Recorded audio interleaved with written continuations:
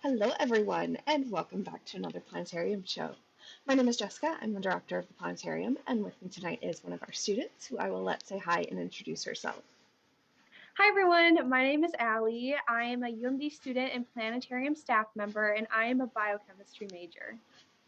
So for our show tonight, I figure since we are starting to see some lots of solar activity in the past couple months, it would be a great time to talk all about the sun and the aurora again. I know we've done the show a few times in the past, but why not? Especially since we're seeing more of that activity. So that's what we're doing tonight. Now, as I get my screen and stuff all set up, as always, if you have any questions throughout the show tonight, you can feel free to leave them down in the comments. I almost said Eli because I'm so used to saying that. Allie is going to be watching those comments for me and will let me know as questions come up. And don't worry if we don't get to your question right away because there's a little bit of a delay. We will make sure to answer all of those questions at the end of the show. All right, so let's get into it and let's talk about the Aurora Borealis, or the Northern Lights. So the Northern Lights are generally described as this glow of dancing curtains that come in usually about 3 different colors. You see some reds, some greens, and then either blues or purples. And so this is kind of one example of how it might appear. The interesting thing, though, is the auroras themselves actually form a ring around the pole. And not just the North Pole, the same thing happens in the South Pole as well.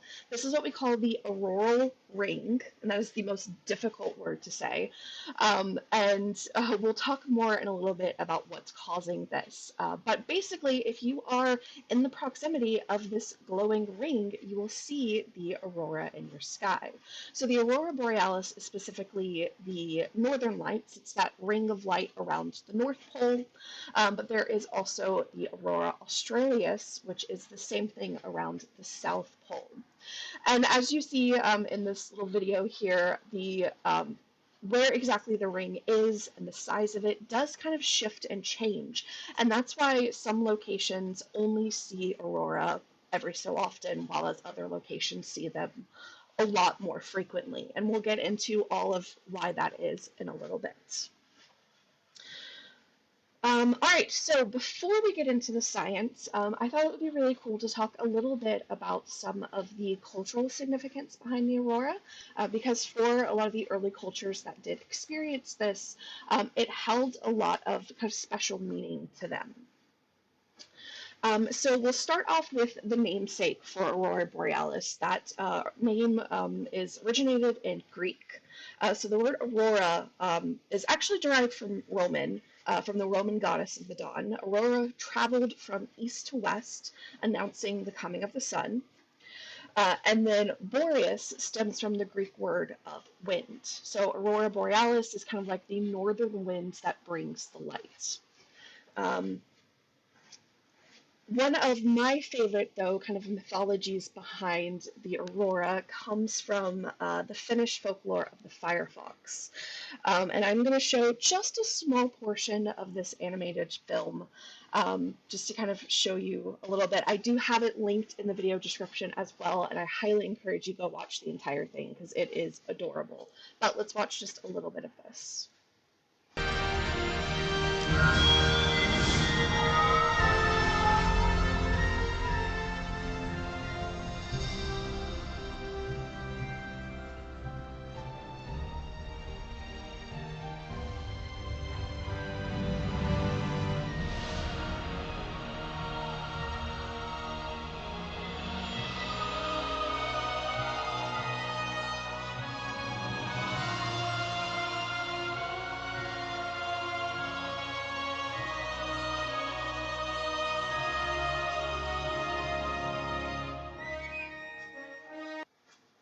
right, and we'll stop it there. So in the Finnish folklore, this animated short actually explores quite a few different things, including why we have constellations in the sky, how they got there, why they are those shapes. But then at the end, it also explores this aurora, where it's this fox with this fiery tail, and as he runs along, you see that fiery tail kind of flowing behind him in the sky, and that's what they described for the aurora. Again, go watch it, the whole thing. It's adorable. Link in the video description. A couple of other ones that I found that I thought are really cool. So the ancient Chinese could actually see the aurora occasionally, and they usually saw it as a sign of the great dragons fighting. And so you'd have the good dragons versus the evil dragons, and that would be kind of a time when there was a lot of turmoil, and they expected the kind of Aurora Display to show the winner, which would then determine kind of how things are going to go for the foreseeable future. And then another one that I really like is the Inuit story of the aurora, where they see it as their ancestors who are up in the sky playing games. And so as the lights dance around, that's their ancestors running around playing games. And that's also one that I really love, because I just think it's very sweet to just kind of think of your ancestors having fun and lighting up with these beautiful light displays in the sky. All right, so let's get into the science. What exactly is happening here? And really, it starts off with our sun. Our sun is one of the major causes of why we see the aurora. So what we're seeing here are two pictures of the sun. The sun itself is blocked off so that we can block most of the light and mostly see the dimmer light that's surrounding the sun. What we're seeing here is the outer atmosphere called the corona, and we're seeing these streams of material come off the sun, and this creates what's known as the solar wind. So the sun all the time is giving off the stream of highly charged particles that are constantly blowing off the sun in the solar wind. So that solar wind is constantly flowing at the Earth, and so we're getting streams of charged particles heading our way. In addition to the solar winds, the sun also has a lot of different activity going on. Now, one thing you may have heard about are sunspots. These are dark spots that appear on the sun. And these are actually linked to other types of solar activity you may have heard of, like a solar prominence or a solar flare. So you can see in this picture with the sunspots, what's happening here is you actually have the sun's magnetic field poking out from the sun. And that's what creates the sunspots. And the gas trapped along this bent field is what creates the solar prominence. So you're seeing the gas that's trapped as it travels from one sunspot to another. Now, flares are the result of this prominence breaking, which can happen if it just stretches too far. Think of like stretching a rubber band too far. Sometimes it'll snap. And when that happens, you get a solar flare.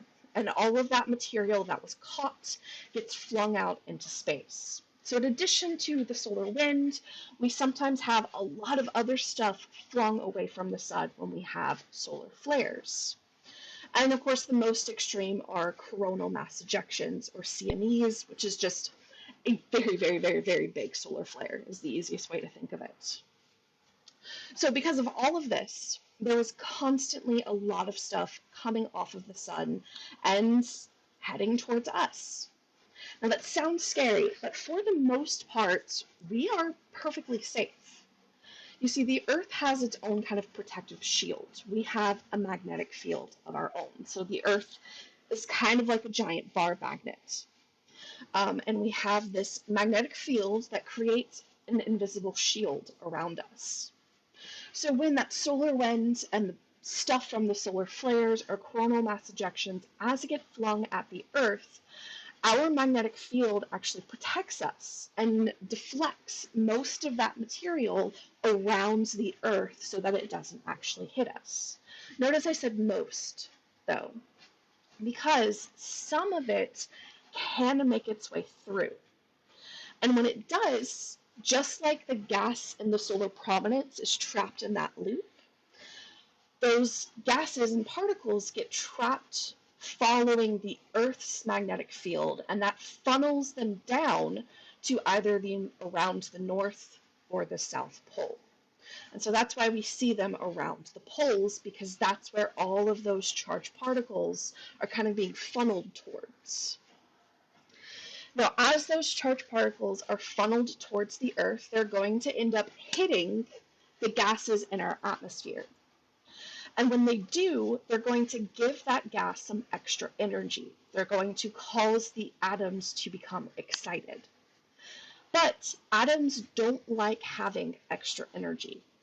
They don't like being in an excited state. So they want to get rid of that energy, and they do so by emitting light.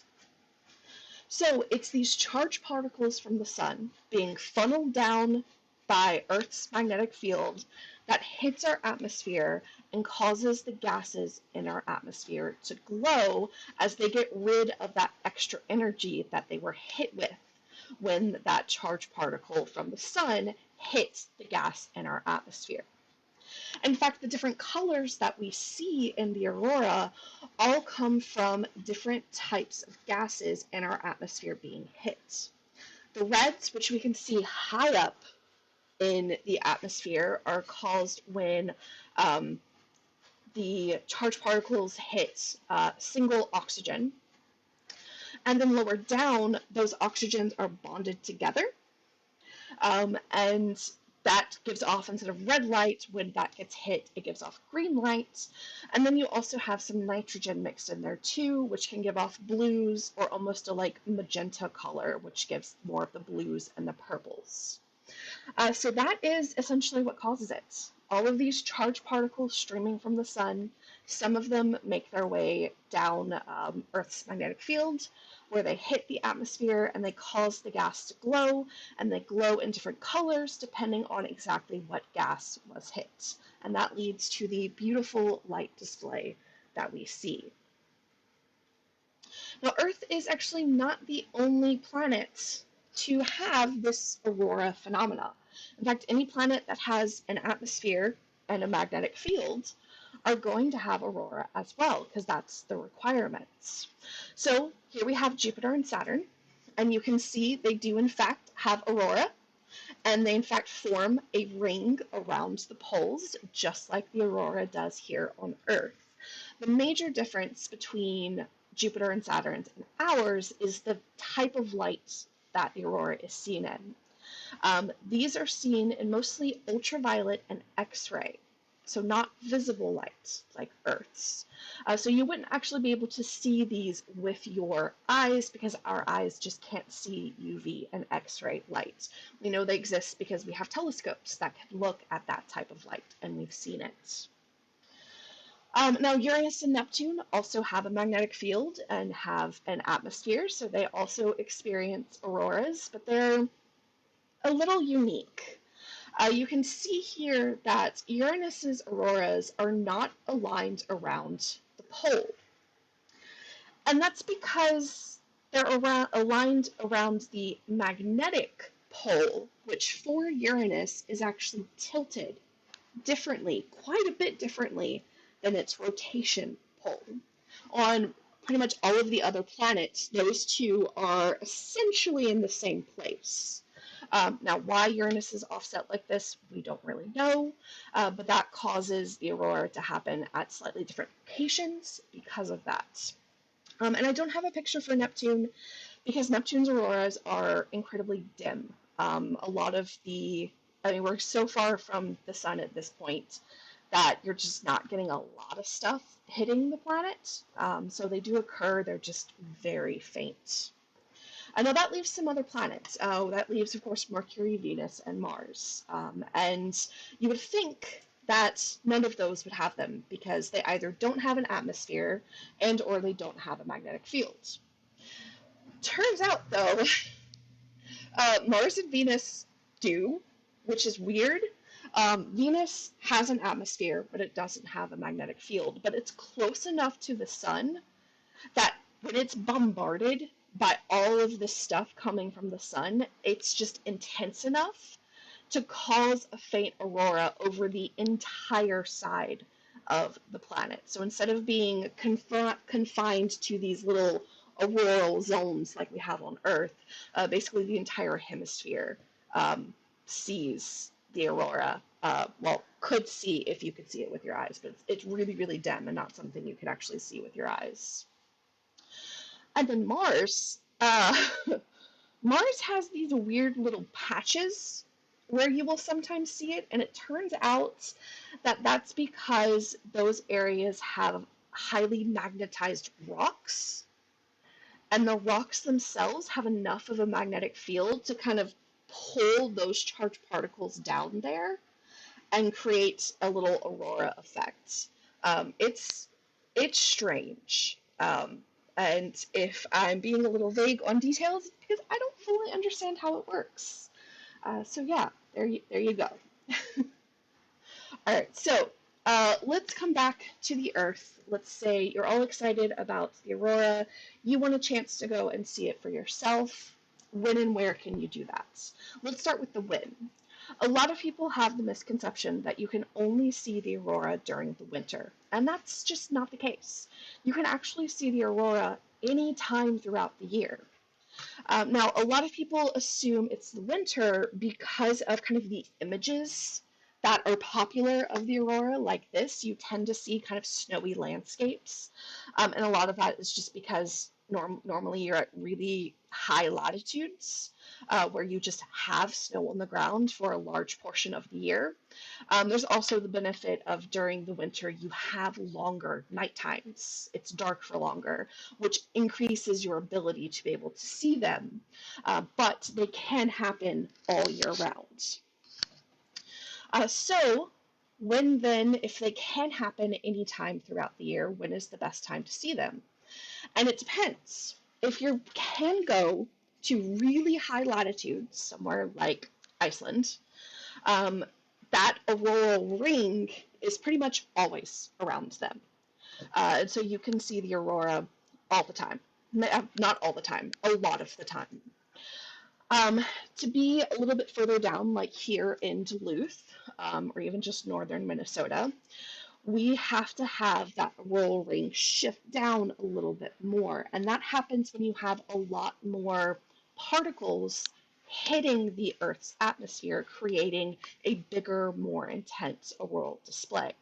And that usually happens when the sun has sent out a flare or a coronal mass ejection our way, because then we're going to get a lot more material heading our way to create the aurora. So the best time to see it would be right after a solar flare has happened and it was directed towards us. Now, it's very difficult to predict when you're going to have that. We can't really predict that very well. But one thing we can predict is the overall kind of trend on how active the sun is. The sun has different levels of activity. Sometimes it's very quiet. You have very little sunspots and solar flares and things like that. And sometimes it is extremely active, and those flares become a lot more common and happen a lot more frequently. And so it turns out this activity cycle of the sun happens over 11 or about 11 years, where we'll see the activity pick up and then die back down and then pick up again. Now, for us, the past few years, we have been in this solar minimum, which is why we haven't had a lot of activity and why the aurora hasn't been on as grand of a display. But we are picking our way up out of that minimum. And we are heading to the next maximum is expected to happen sometime mid-2025. And so over the next few years, as we head into the next solar maximum, that activity is just going to pick up, and we're going to see more and more, and that's going to lead to bigger and more impressive auroral displays happening a lot more frequently. So if you want a good time to see it, over the next few years is going to be your chance, because they're just going to be a lot bigger and more frequent in appearance as the sun's activity picks up. Now, if you want to try and predict or try and get an idea of how likely your chances are, of seeing the aurora, there are a lot of different apps and websites that serve as kind of space weather and aurora predictions. Usually what you'll see is that ring that we talked about. So it'll show you where the ring is going to be and can usually forecast a few hours in advance of how this might change. You'll also see something called the KP index given, and this is kind of a rating for how active and strong the aurora is. For us down here in Duluth, we really need that KP index to be at least a 4 or a 5 if we're going to be able to see the aurora in Duluth. If you're higher up, closer to the poles, then you can see it at even a lower KP index. So that's what you're going to want to look at. You're going to want to look for your location. What is your KP index, and what is that kind of prediction for? It can kind of go a couple days, but it's not the most reliable prediction. So yeah, that's what you can do. I mentioned there were some apps. This is the app that I use. It's called Aurora. It's free. I have a link to it down in the video description. I also have a link to a bunch of the websites as well that do this sort of prediction. And the one thing I really like about this app is you can set it to give you a notification when the KP index where you're at is going up. So it'll ping you and be like, hey, your chance of seeing the aurora is going up. If you want to see it, you should head outside. So it's really cool just kind of having that alert. If you are not from the area or anywhere, or sorry, let's go back. So if you're in Minnesota, here are some of the places that you could get some views of the aurora. Obviously, the further north you go, the better your chances are going to be. So anywhere up International Falls, Grand Marais, Grand Portage, down in Duluth, like I said, we can see it. You just need to get outside of the city, like down by even Brighton Beach or Hawk Ridge. And when the aurora is particularly active, when it's really strong, I have heard of people who have been able to see it as far south as down in the cities, and then super strong ones can go even further down, down south of Minnesota. You're just going to kind of have to look at the predictions and see what's going on. So if it's going to be in your area, you really just want to get away from the city lights so that you can see it. Now, what are you going to see? Because most people expect something like these bottom pictures with these really bright, vivid colors and vivid displays. But what your eyes are going to see may not be quite like that, because cameras are more sensitive than our eyes, and we can let them capture light longer than our eyes can, which allow that color to really pop and pick up. So to your eyes, you may not see the colors as bright and vivid as you do on camera.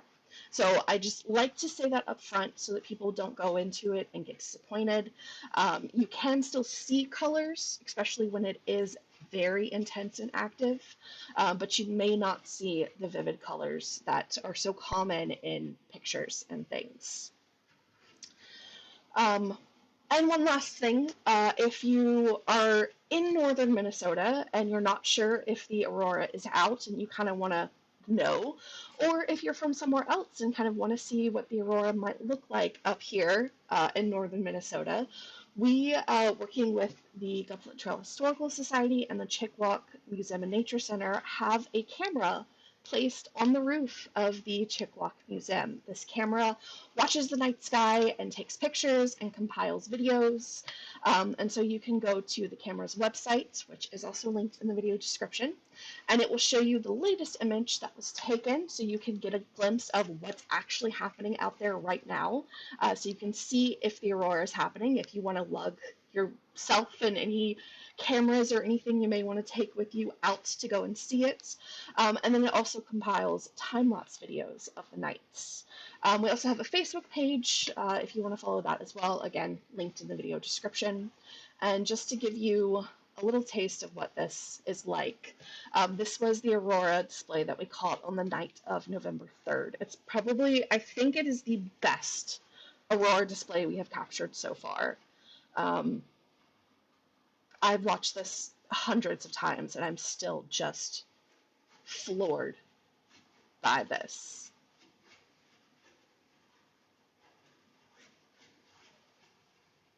So it starts off a little mild, some nice little greenish, reddish glows there on the northern horizon. You can really see that kind of dancing lights, and then it really starts to pick up.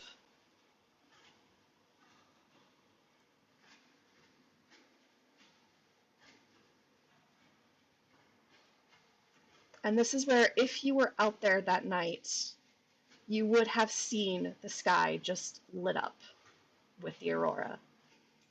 It is beautiful and stunning, and I cannot wait to see this for myself. I tried to see it some here in Duluth. We didn't have the best of luck. This is situated about 3 hours north of Duluth. So yeah, you can always go check out the all-sky camera. All right.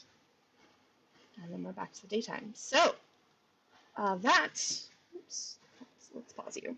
That brings us to the end of our Aurora show. So now you know what causes it, that we are not the only planet to have aurora, and kind of some tips for if you want to try and see it for yourself, when to look and where you can go to see it.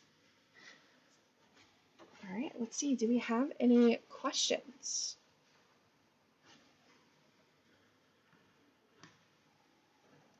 I did not see any questions, but now would be a great time to comment and make one. Oh, did my Zoom freeze?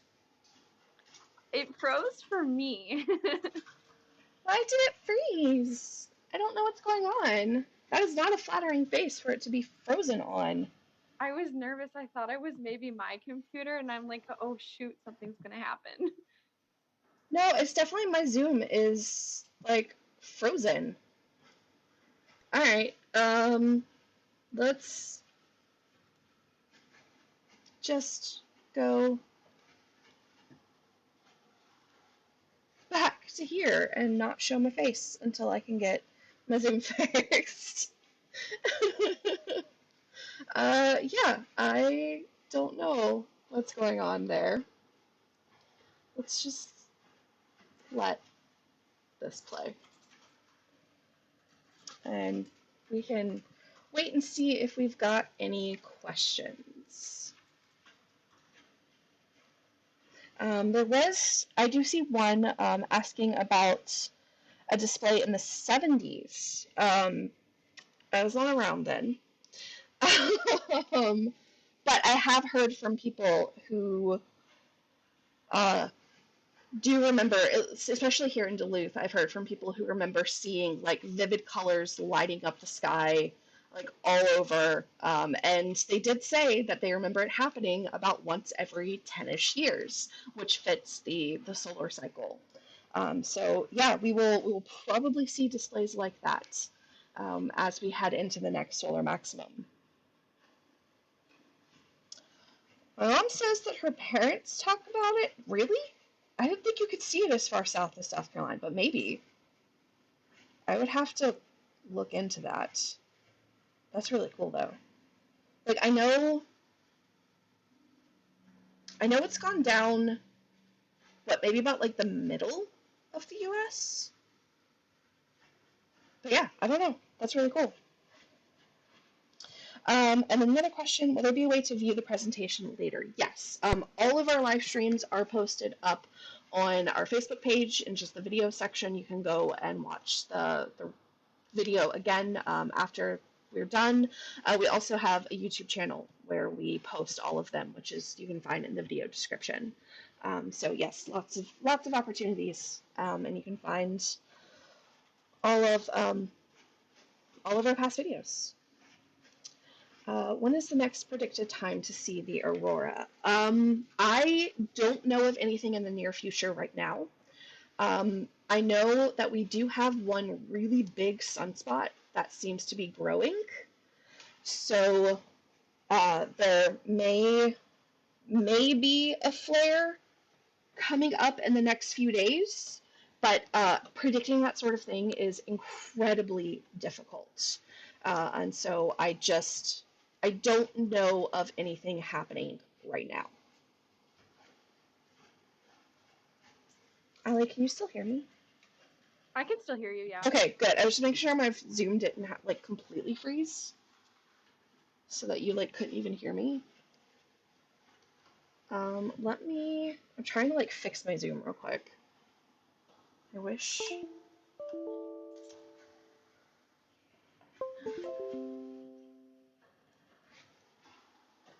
Oh, I may have just messed up our recording, but it's fine. I can't remember which of these plugs is my webcam, so like I'm trying to reset my webcam. We have another question, Jessica, or well, a question/comment. So someone noted that in the early 80s in November, they were called vividly pink and red and white straight overhead aurora at about 4 in the morning, and they're wondering if that's common or not. So yeah, the pinks and the reds are usually the nitrogen, which is pretty common to see, and the white can be either the color itself isn't vibrant enough for your eyes to pick up, or it's a bunch of colors blending together, because that's what white light is. So yeah, that is pretty common, especially if like you're having kind of a good aurora activity. You can definitely see that, and you can see it in the video that I played too. Right there at the end, you do get a lot of those like pinks and purples in there, dancing all across the sky. So yeah. All right, I got my camera working. Yay! But I do think I messed up our recording, so I'm gonna have to go fix that. But the Facebook recording will still be fine. Like, it'll still post directly to Facebook. Just my separate recording, I think I messed up. But that's not a problem. All right. Well, we'll do, what do you say, one last call for some last few questions for anyone who might have them. In the meantime, here is what the planetarium is up to this week. So for our in-person shows, Friday we're doing Expedition Moons, and then Saturday is the last weekend to see these two shows in my backyard and out there. These will stay in our rotation, so they will come back, but it's probably going to be several months from now. So if you want to see them, this is the last weekend that they're going to run for the foreseeable future. And all information on getting tickets and stuff for shows you can find in the video description. And then our live stream next week is going to be exploring early astronomy. Finally getting back to that one and getting that one. That one kept getting pushed for various reasons. So I'm excited to be able to finally do that one. All right, and then, we also have our Dark Sky Caravan coming up. We went live with that information earlier this week. Let me pull up. So on our website and Facebook page, you can find the information. So our Dark Sky Caravan this year is going to run from August 8th to 13th. On the 8th, we're going to do a kind of virtual kickoff to the event here on Facebook Live. We're going to be joined by Emma Adams, who is from the Chippewa Museum and Nature Center, and Bob King, also known as Astro Bob, to kind of kick off the week and celebrate our dark skies we have here in Minnesota. And then the rest of the week will be star parties at various locations. So we'll start off here at the Planetarium in Duluth.